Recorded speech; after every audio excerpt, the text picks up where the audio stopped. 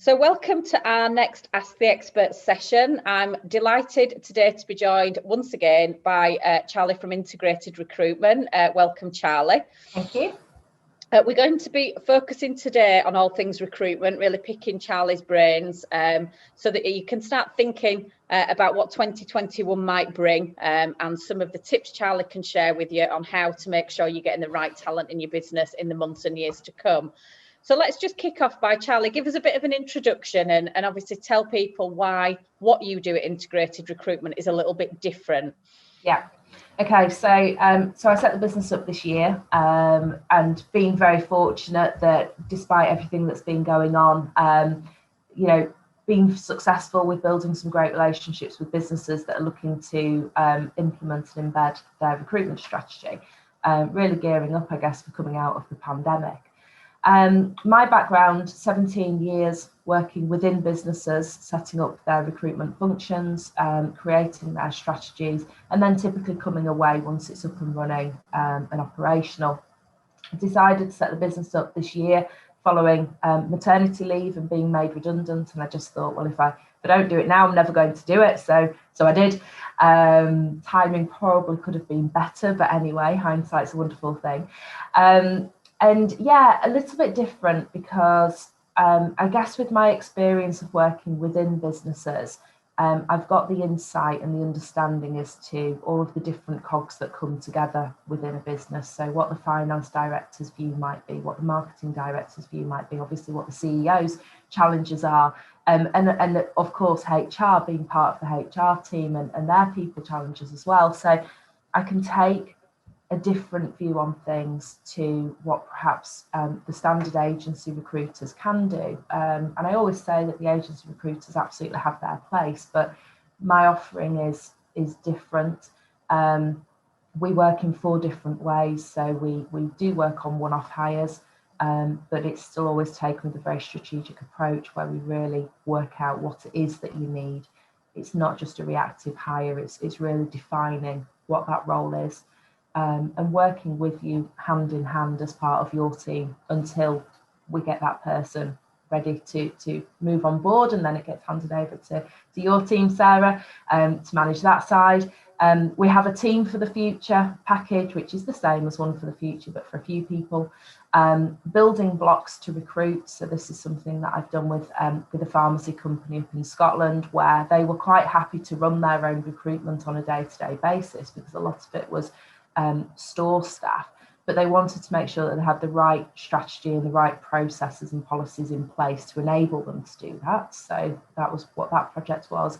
And then we have a full integrated recruitment team where you have a managed service recruitment team. And so that's how we work. Excellent. And I think that's really interesting for business owners to understand that there are options above traditional agency or just doing it all yourself, that there are Yes. people like you and businesses out there that can pick up some or all and really complement the skills that might already sit in the business. So that's great. So just give us your take on really what's happening in recruitment right now, because we have had an unusual year. Yeah, it has been funny.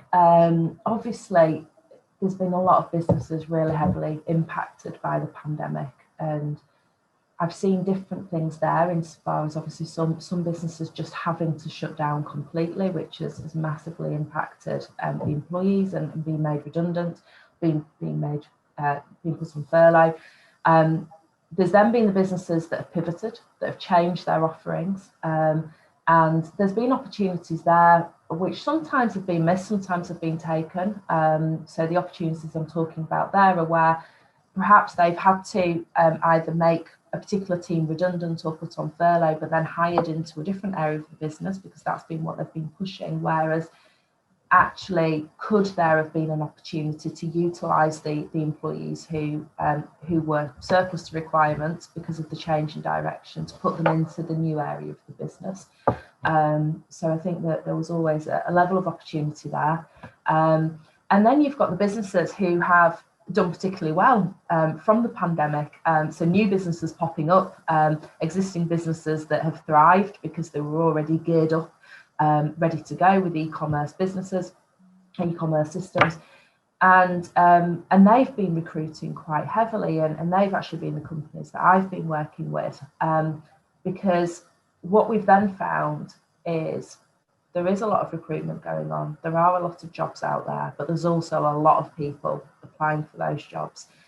And I think because there's this fear factor that there isn't enough jobs out there for everybody, people are just taking whatever they're offered, which is really risky because they could go again. They could just, it's a case of I'll accept a job because, I just need the money, but I'll keep my ear to the ground for something else. So actually, you might have filled a role and somebody might have got a job, but they could go again quite quickly. So although there's this abundance of people on the market, it's actually harder at the moment to recruit and a lot more time consuming because there's a lot more to get through.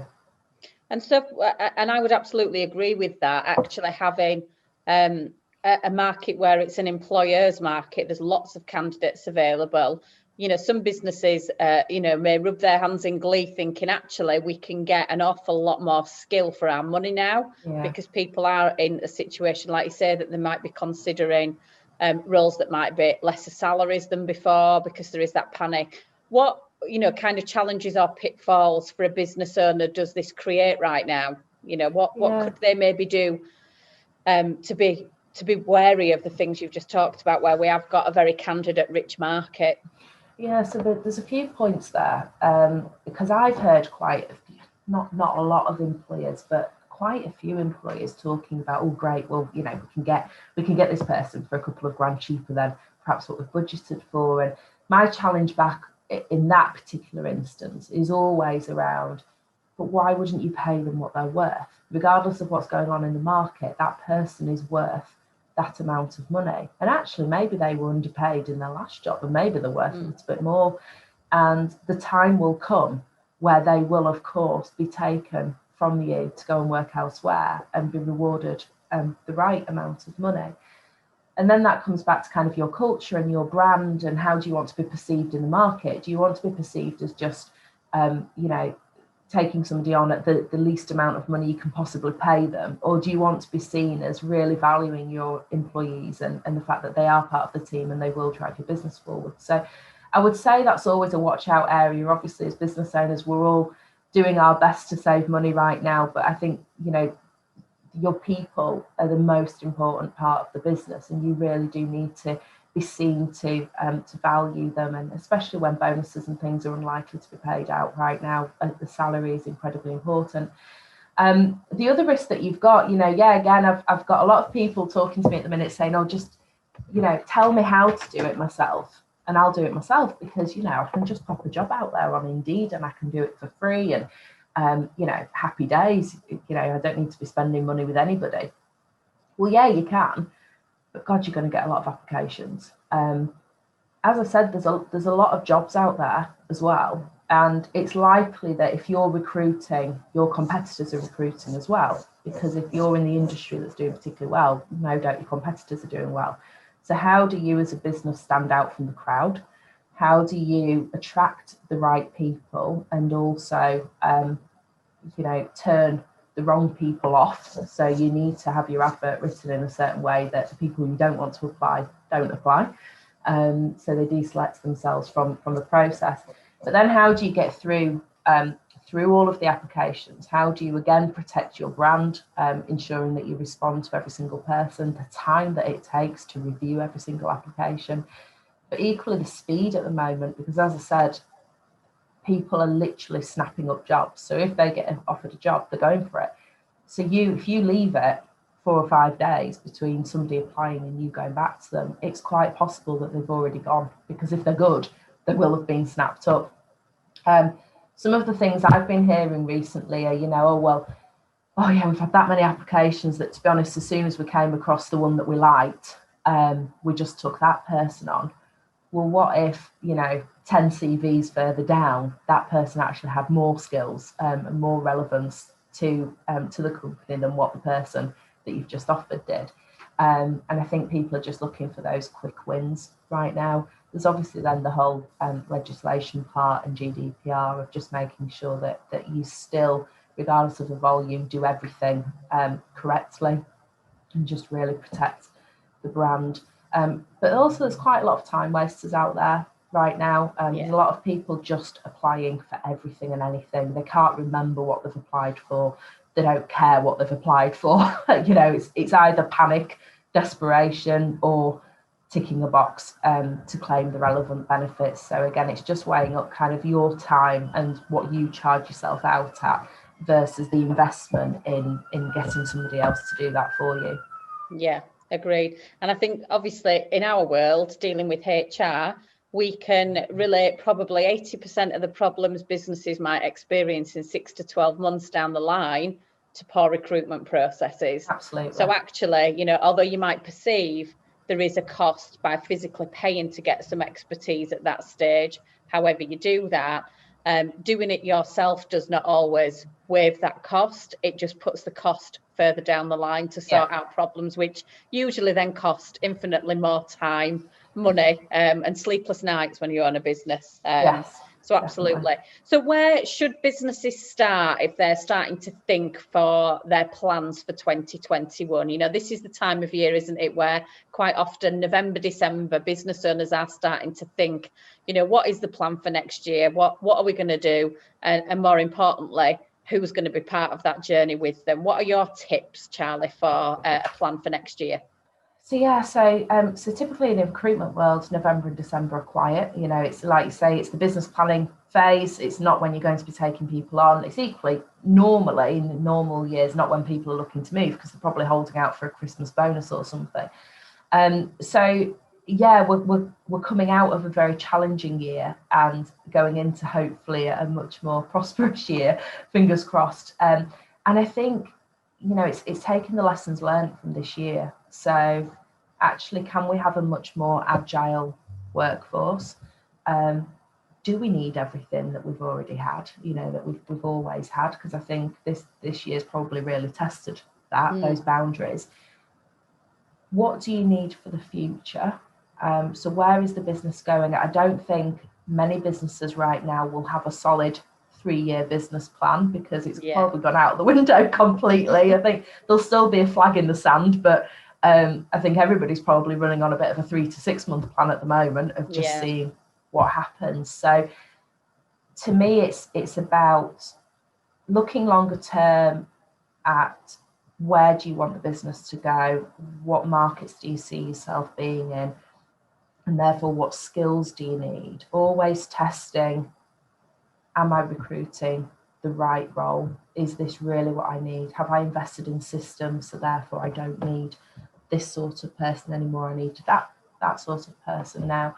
But also taking the time with your existing team to really understand what skills you have got within the team, so that if this happens again, or if something similar happens again, you can mobilise people quickly internally, rather than a bit of a blind panic that we've all had this year of going, oh, right, okay, that cuts off and that starts, because actually you could have probably saved a lot of money and a lot of heartache by just redeploying people elsewhere. So, as part of the work that I do and that I do hand in hand with HR is around a skills matrix. It's around talent mapping. It's understanding who is in the business right now, because if you don't know that, how on earth can you plan for the future? Because you don't know what you've got in the team, which means that you don't truly know what's left if somebody's left, or what the gap is.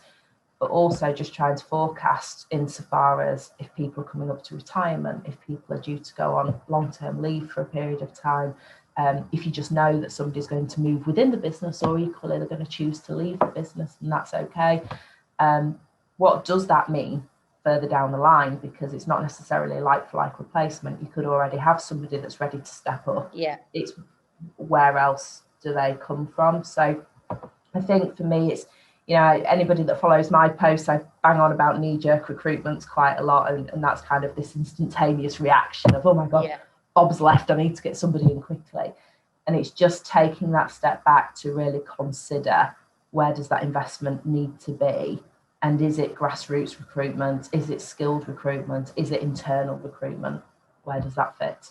Yeah, exactly. And I think, a mistake lots of businesses can make is by not truly understanding the talent they've got in the pool right in front of them, because just because someone's doing a particular job doesn't mean that that's all they're talented at. You don't know what skills they might have deployed in previous roles, what they've developed on a personal level, and therefore where that use can be. So it certainly is, we've seen that many a time, the investment in getting a really good handle on the things you've just talked about there can actually save thousands for businesses across the course of the years to come. So what do you think is going to be the difference for businesses? Like you say, we have had a funny year, and I think the difficulty has been this year, it's been unpredictable. It has been hard to plan. I think lots of businesses watching this video will absolutely agree. The focus has had to be more short term because, we're having to learn to live with something that's new to everybody. It's going to be approaching 12 months since this virus and pandemic started spreading. And so we have all almost become accustomed to, much as I dare say the cliche, what the new normal is, a different way of working. So what difference do you think for businesses having these kind of recruitment strategies will bring in 2021 as opposed to what they might have had going into 2020? So I think it's just about being prepared, isn't it? And nobody was prepared for what on earth hit us this year. No, of course. It really did slap us all around the face. And I think hindsight's a wonderful thing. And if we'd have known some of the tactics that I'm talking about around, understanding your internal team, being ready to mobilise, being flexible to work from home, then we could have probably saved ourselves as business owners a lot of heartache and a lot of effort that we've gone through. So I think it's just about now taking the time to, when you're investing in, your finance strategy and your marketing strategy and your people strategy, it is also really going into the detail of how are we going to do that, and how are we going to make sure that our brand is a top of name employer for somebody. Why are people going to come and work here, and what's the longer term plan, and what's the security? Because I think everything, when I'm talking to candidates, it's all around security. It's all around, how is this business going to be affected should something like this happen again? It's amazing how many times people ask me that. It's, what's the risk? Am I going to be put on furlough? How many people did they put on furlough last time? It's quite interesting that's something that's on people's minds. So I think, going into 2021, we have to be resilient, and that's obviously a bit of a hot word this year, but I think it's about building business resilience, spending your money wisely, and I think we all have to put investment out there, but equally there's a lot of grants and funding available for that investment for the relevant businesses that can claim it, and it's just knowing that you've kind of, as a business owner and as a leadership team, you've done everything you can to protect your business for the future and to enable that growth. And as I say, the recruitment strategy is part of the people plan, and it's often the forgotten part. It's often the bit that people go, oh God, yeah, he's left, I've got to do something. Whereas, yeah, if you know what the strengths are and what the weaknesses are of the business, and you can respond quickly to the changes, it will absolutely help your business to thrive for 2021. Yeah, absolutely. And I think going into this year, you've hit the nail on the head as well, is that actually we have got different options available, a much more flexible way of working. Lots of businesses have embraced that. And that in turn really opens your candidate pool, because it even stops you thinking, is it just local, or can you literally look at the talent pool from wherever to get the right person for the job, if they're going to be home based. So some great points. Charly, thank you so much for joining us again, for giving us some words of wisdom. I think Charly's sentiments, certainly from a HR perspective, we would echo a million times over, which is, really do take the time out to just take a step back, really start thinking about what 2021 is going to bring for your business, where that means your people need to be, where you have got those gaps in skill, and where you've also got that talent. I'm sure if anybody would like their hand holding through that process or want a real expert, then you will see on this video Charly's contact details. Please do feel free to get in touch with Charly. She's always happy to have a chat through where you're at and see how what she does can benefit your business. So once again, Charly from Integrated Recruitment, thank you so much for your time. For everybody else watching, our next Ask the Expert session is going to be focusing around not just the recruitment side that Charly's talked about today, but looking at how else you can get your business ready for 2021, considering your sales and marketing. So I'm going to be joined by the lovely Marianne Smith and Nick Bramley, our marketing and sales experts. And they're going to be sharing some tips again for how you can make sure you're really leveraging your success going into next year. So for now, that's all, folks. Thank you very much for joining us, and see you next time.